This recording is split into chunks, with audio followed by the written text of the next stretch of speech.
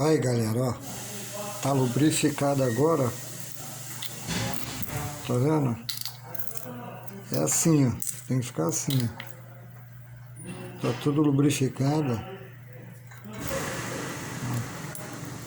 Lubrificadinho, tá vendo? Agora vai entrar a borrachinha aí, ó, e vai ficar top o freio. Vai ficar bom, tá? Isso aí é o trabalho certo de se fazer.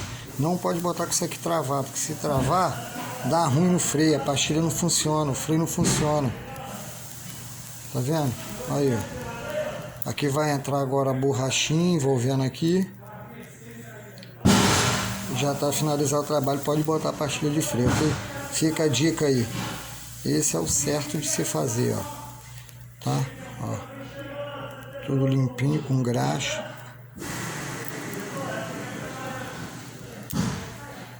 Tá? Fica certinho. Tem que ter esse movimento aqui. Se não tiver, não tá bom.